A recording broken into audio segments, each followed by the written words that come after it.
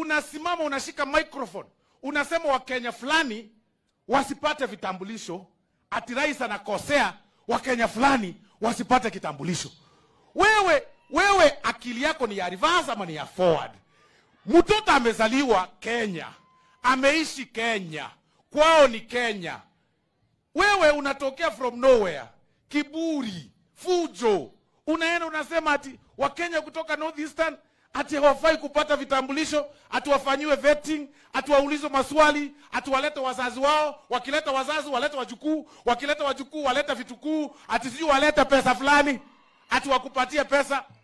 Kama umezoea bribery wakati ulikuwa kwa hiyo kazi ya serikali ya William Ruto, hakuna kitu kama hiyo. Wakenya wote watapata vitambulisho. Wakenya wote watakuwa treated equally.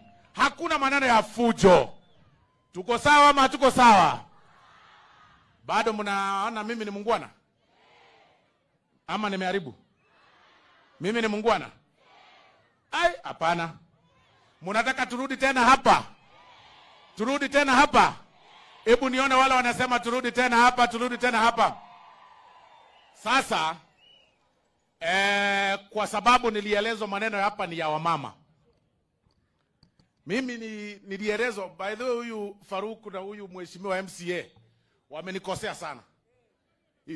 Nimewaeleza vile wamenikosea.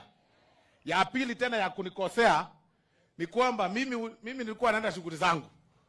Wakaniambia lazima upitie hapa hii asubuhi. Mimi nimekuja hapa, nimeona kweli mnahitaji msaada. Kwa hivyo mimi wacha nijikakamue.